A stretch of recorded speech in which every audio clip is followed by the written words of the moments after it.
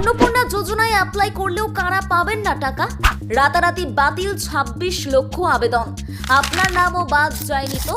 কেন এত বড় কোপ বসালেন মুখ্যমন্ত্রী? কারা পাবেন না অন্নপূর্ণা যোজনার টাকা? আপনি এই ক্যাটাগরির মধ্যে পড়ছেন না তো?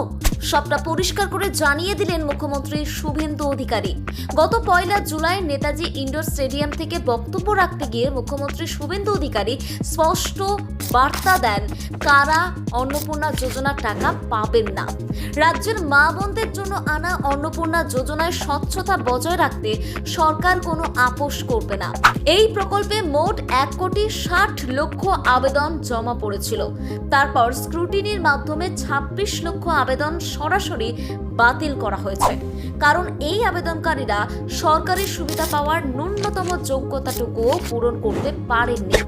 শুভেন্দু স্পষ্ট জানিয়েছেন, যারা প্রকৃত যোগ্য সেই ১,৩০,০০,০০০-এরও বেশি মহিলার ব্যাংক অ্যাকাউন্টে ইতিমধ্যেই এই প্রকল্পের আর্থিক সুবিধা পৌঁছে দেওয়া হচ্ছে।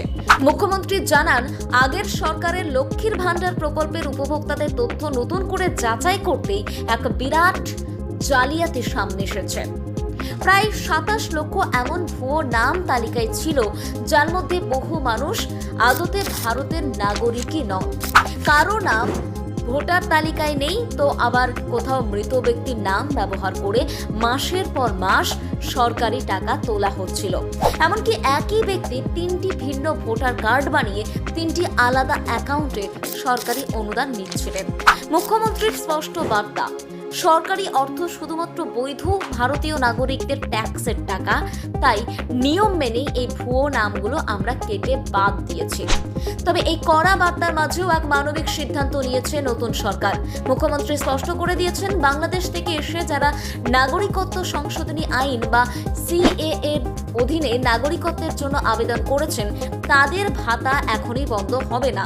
তাদের মামলার চূড়ান্ত নিষ্পত্তি না হওয়া পর্যন্ত এই সামাজিক সুরক্ষা বজায় থাকবে। ঠিক একইভাবে যাদের নাগরিকত্ব সংক্রান্ত মামলা ট্রাইব্যুনালে বিচারাধীন, তারাও আপাতত সরকারি সুবিধা পাবেন। বিরোধীদের কটাক্ষের কড়া জবাব দিয়ে শুভেন্দু অধিকারী বলেন, অনেকে বলছিলেন আমরা নাকি বরাদ্দ কমিয়ে উপভোক্তার সংখ্যা অর্ধেক করে দেব।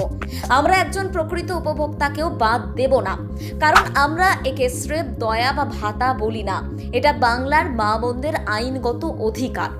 প্রশাসনের স্বচ্ছতা আনা এবং ভুয়ো উপভোক্তাদের বাদ দিয়ে প্রকৃত অভাবী মানুষের হাতে সরকারি সাহায্য পৌঁছে দেওয়াই যে এখন নবান্নের মূল লক্ষ্য, তা মুখ্যমন্ত্রীর এই কড়া পদক্ষেপ থেকেই পরিষ্কার।